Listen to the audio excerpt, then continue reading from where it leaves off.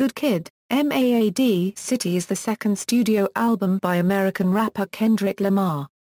The album was released on October 22, 2012, by Dawg Entertainment, Aftermath Entertainment, and was distributed by Interscope Records.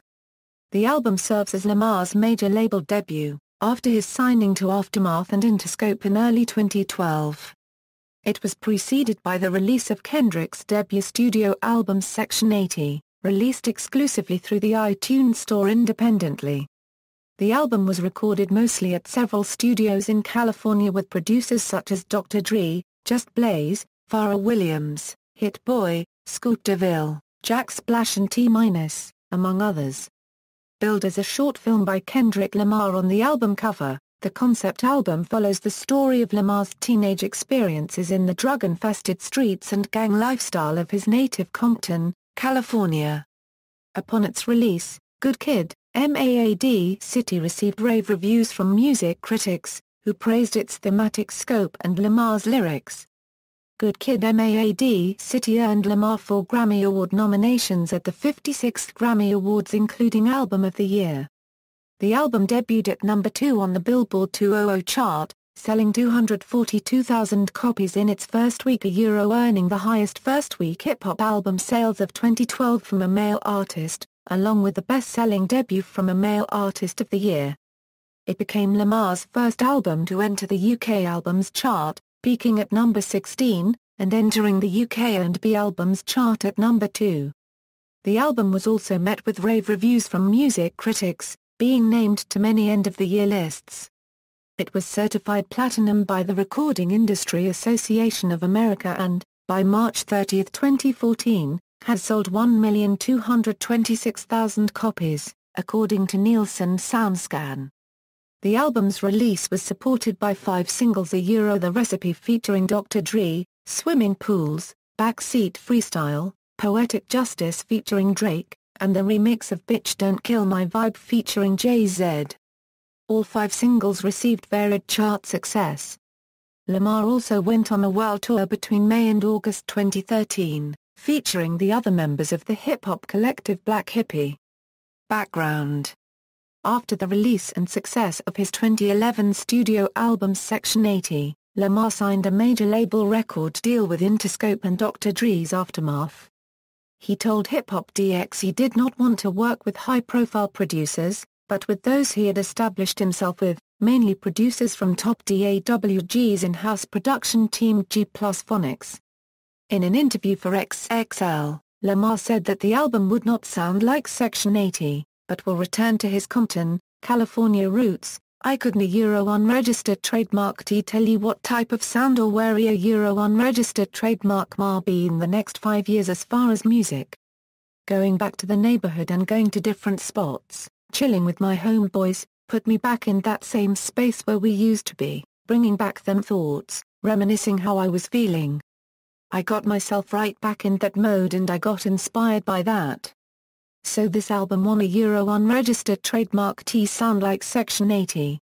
Completely nothing like it. Lamar also said that the album will showcase the influence of his hometown, the kid that unregistered trademark trying to escape that influence, trying his best to escape that influence, has always been pulled back in because of circumstances that be.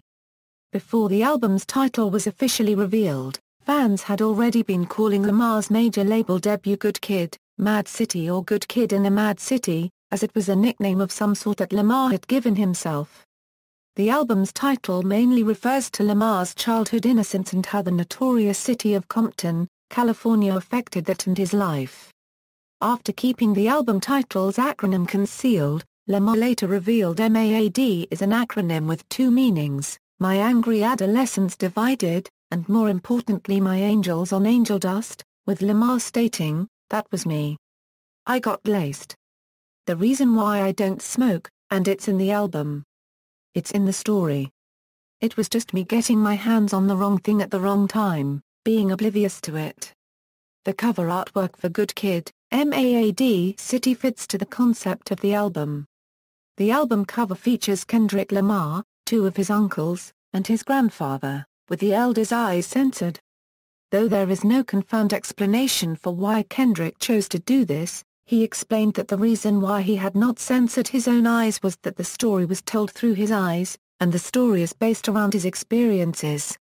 The uncle who is holding Lamar also is displaying the Crips gang sign with his hand, which also fits the story of the album, and how Kendrick was stuck in a lifestyle of gangs and drugs.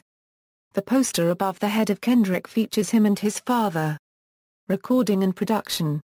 Recording sessions for the album took place at Patchwork Recording Studios in Atlanta, Encore Studios in Burbank, TDE Red Room in Carson, and at Kendrick Lamar's Mama's Studio in Los Angeles. Lamar stated Good Kid, M.A.A.D City would sound like Section 80, his previous album, I couldn't tell you what type of sound or where unregistered trademark ma be in the next 5 years as far as music, he said. Unregistered trademark a big difference from the next project compared to the last. And unregistered trademark what happened with this album. Going back to the neighborhood and going to different spots, chilling with my homeboys, put me back in that same space where we used to be, bringing back them thoughts, reminiscing how I was feeling. I got myself right back in that mode and I got inspired by that. So this album won a unregistered trademark sound like Section 80. Completely nothing like it, he told XXL magazine. The first song Lamar and Dr. Dre ever worked on together was Compton, the 12th track on the album, which serves as the Standard Edition's closing track. On August 15, 2012, Lady Gaga announced via Twitter that she had collaborated with Lamar on a song entitled Party Nauseous, for Good Kid, M.A.A.D City, and that it would be released on September 6, 2012. However, on August 23, 2012, Gaga announced that the song was no longer being released on that date and apologized to fans for the delay. Eventually, it was confirmed that Lady Gaga would not be featured on the album due to timing issues and creative differences. The song was later revealed to be retitled Bitch, Don't Kill My Vibe. On November 8, 2012, Gaga released the version she was featured on, which had her singing the chorus and a verse. Lamar expressed he was surprised and happy that Gaga released her version of the song, as it showed confidence in their work together. Music and lyrics. Good Kid, M.A.A.D City has a low-key, downbeat production, with atmospheric beats and subtle, indistinct hooks. It eschews contemporary hip-hop tastes, and generally features tight bass measures, subtle background vocals, and light piano. Writers draw comparisons of the music to Outkast's 1998 album Aquemini. Andrew Nosnitsky of Spin cites the music's closest point of reference as the cold spaciousness of Etlian's era Outkast, but as the record progresses, that sound sinks slowly into the fusionist mud of those sprawling and solemn mid-2000s Roots albums. Sasha Fair Jones of The New Yorker finds its use of smooth music as a backdrop for rough scenarios to be analogous to Dr. Dre's G-Funk during the early 1990s, but adds that Lamar often sounds like Drake, whose various dreamy styles have very little to do with the legacy of the West. OK Player's Marcus Moore writes that its expansive and brooding instrumentals eschew California's glossy West Coast funk for a Dungeon Family aesthetic. Lyrically, the album chronicles Lamar's experiences in his native Compton, California and its harsh realities, in a nonlinear narrative. The songs address issues such as economic disenfranchisement, retributive gang violence, and downtrodden women, while analyzing their residual effects on individuals and families. Lamar introduces various characters and internal conflicts, including the contrast of his homesickness and love for Compton with the city's plagued condition. Del F. Cowie of Exclaim! Observes a transformation by Lamar's character from a boisterous, impressionable, girl-craving teenager to more spiritual, hard-fought adulthood, irrevocably shaped by the neighborhood and familial bonds of his precarious environment. Slant Magazine's Mark Collett writes that Lamar executes the character's transition by tempering the hedonistic urges of West Coast hip-hop with the self-reflective impulses of the East Coast. David Amidon of Pop Matters views that the album provides a sort of semi-autobiographical character arc, while MSN Music's Robert Christgau writes that Lamar soft-spokenly enacts a rap versus real dichotomy. The album features naturalistic, var copyright Rita copyright-like skits that dramatize the characters' limitations. John Caramanica of The New York Times finds them to be a part of the album's narrative strategy, with prayers and conversations in different voices and recollections and interludes, all in service of one overarching story, Mr. Lamar's tale of ducking Compton's rougher corners to find himself artistically.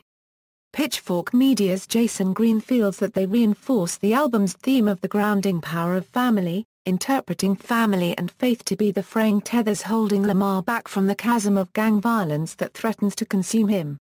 Lamar exhibits a tempered delivery on the album, and raps with dense narratives, internal rhyme, double and triple time flow, and multiple voices for different characters.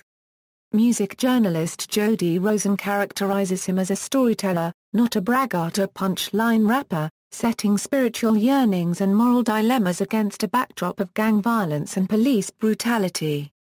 Singles. The album's first single, The Recipe, was released on April 3, 2012. The song features his mentor, record producer and fellow rapper Dr. Dre and was produced by Scoop DeVille. It peaked at number 38 on Hot R&B hip-hop songs and at number 3 on Bubbling Under Hot 100 singles. Kendrick shot a video for it featuring Dr. Dre at a mansion in Los Angeles in May 2012. He also claimed the video will have a feel of Tupac's California Love clip. The album's second single Swimming Pools was released on July 31, 2012, as a digital download, while the music video premiered on August 3, 2012. The song became a hit, peaking at number 17 on the Billboard Hot 100. Swimming Pools was also certified gold in the United States by the RIAA. The week of the album's release, Backseat Freestyle debuted on the Billboard Bubbling Under Hot 100 singles chart at number 106. It was later revealed to be released as the third single in the United Kingdom on January 7, 2013.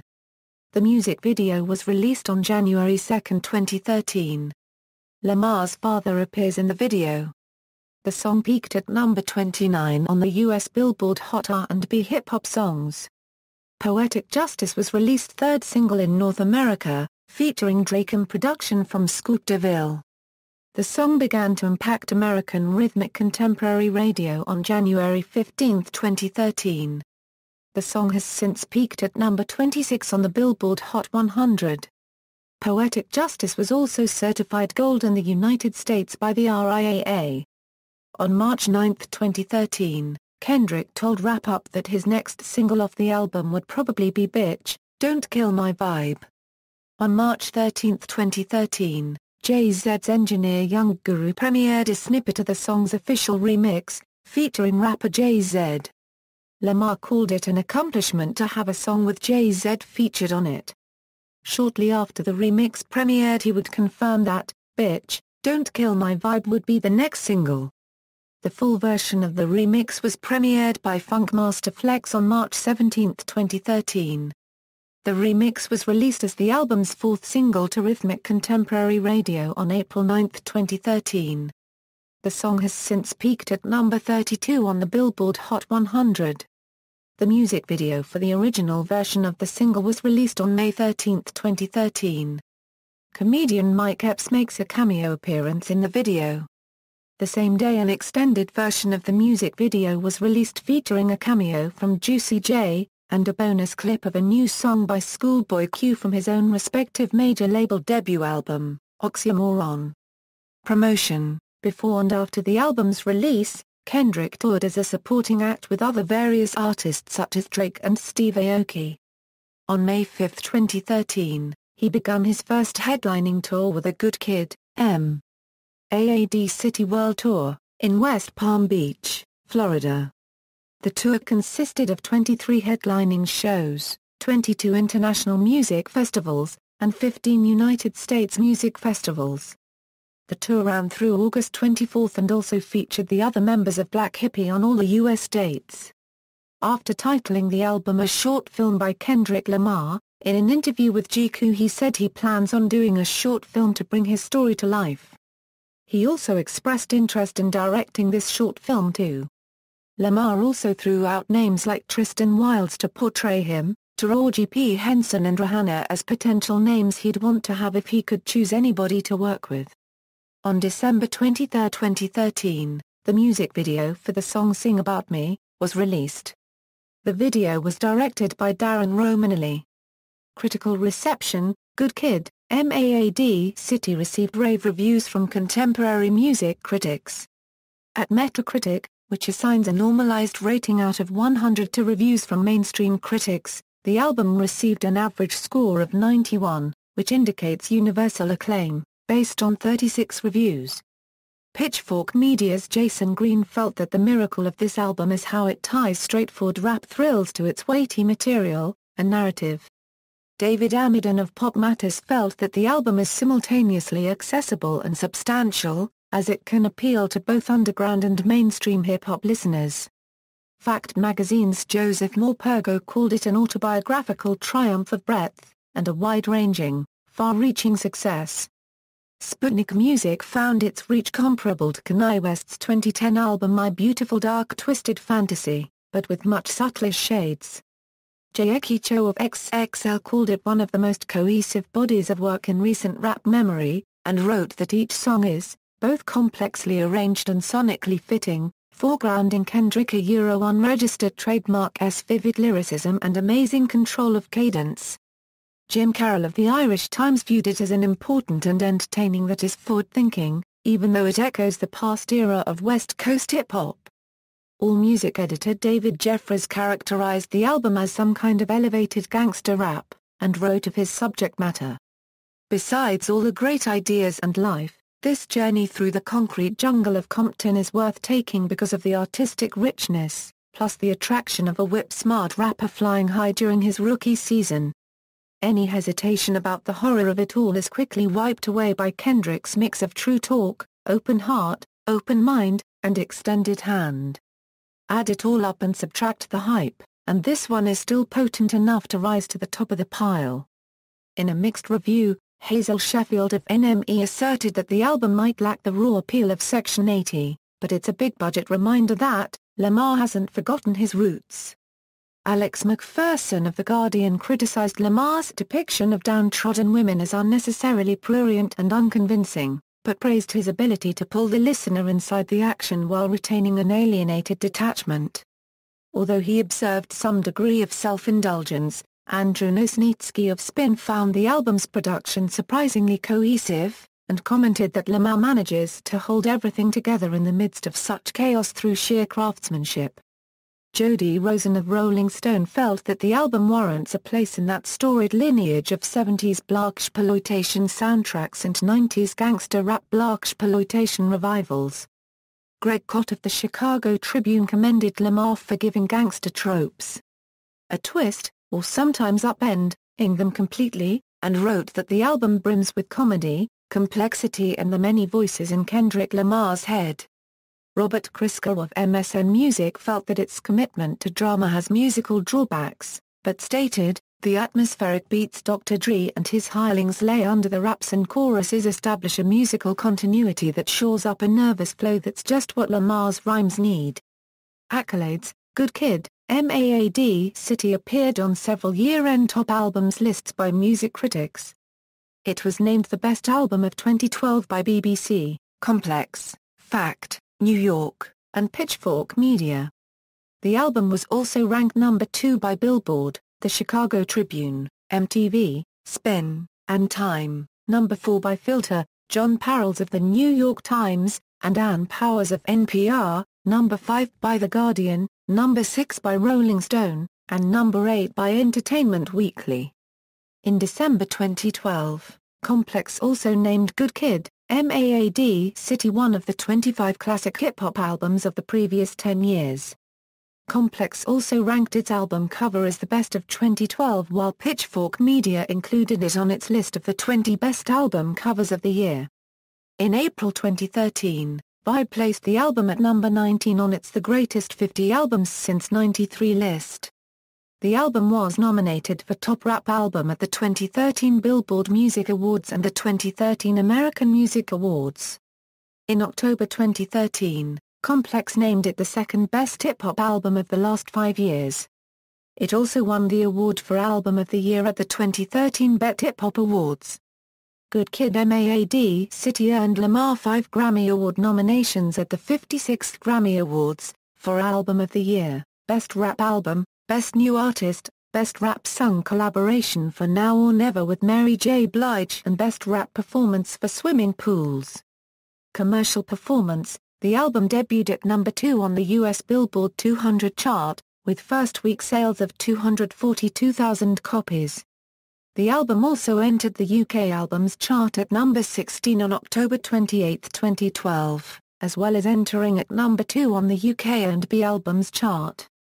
The album also peaked in the top 10 of the album sales charts in Canada, New Zealand and the Netherlands. In its second week it sold 63,000 more copies in the United States. Then over the following 4 weeks it sold 176,000 more copies, bringing its total sales to 481,000 in the United States. On June 29, 2013, the album was certified platinum by the Recording Industry Association of America, having shipped and sold 1 million copies in the United States. As of April 16, 2014, the album has sold 1,234,000 copies, according to Nielsen SoundScan. Controversy: on October 23, 2012, after receiving much critical acclaim from the hip-hop community, outspoken rapper Shyne took to Twitter to run down on the album, calling it trash, and the production horrible. West Coast rappers Nipsey Hussle, Schoolboy Q and Game quickly took offense to this, with Game calling Kendrick non-confrontational in that he wouldn't respond to Shyne. Kendrick responded to Shyne's comments on October 26, saying that he is not a sensitive person and was unfazed by his comments. In addition, he said Good Kid, M.A.A.D City was not necessarily a classic as some have called it, but classic-worthy if enough time passed. Kendrick also referred to Shyne in his song The Jig Is Up, saying, "I pray to God this beat good enough for Shyne." After this, Shyne stood by his comments and called Game his little son. Game responded with a freestyle calling out Shyne, titled Cough Up a Lung. Shyne then responded with his own diss track, towards Game, named Psalm 68. Track listing: A additional production, A co-producer. Notes: The Art of Peer Pressure features uncredited vocals from JMSN. M.A.A.D City features uncredited vocals from Schoolboy Q. Sample credits: Bitch, Don't Kill My Vibe contains a sample of Titan Fliver as performed by Boom Clap Bachelors. The Art of Peer Pressure contains a sample of Helter Lane as performed by Suspect. Money Trees contains a sample of Silver Soul as performed by Beach House. Poetic Justice contains a sample of Anytime, Any Place as performed by Janet Jackson. M.A.A.D City contains a sample of Don't Change Your Love as performed by the 5 Steps, Funky Worm by Ohio Players, and A Bird in the Hand by Ice Cube. Sing About Me, I'm Dying of Thirst contains a sample of Maybe Tomorrow as performed by Grant Green and I'm Glad You're Mine by Al Green. Compton contains a sample of What's This World Coming To as performed by Formula 4. The Recipe contains a sample of Meet the Frownies as performed by Twin Sister. Personnel, credits for Good Kid, M.A.A.D City adapted from AllMusic. Charts, certifications, release history, see also, list of number 1 R&B albums of 2012, list of number 1 rap albums of 2012, references. Further reading, Robert Christgau. Respect Yourself, Kendrick Lamar's Standing Room Only Rosalind Show. MSN Music, Jeff Weiss. Paz and Jop, Kendrick Lamar, Finally Compton's Most Wanted. The Village Voicer, external links, Good Kid, M.A.A.D City at Discogs, Good Kid, M.A.A.D City at Any Decent Music,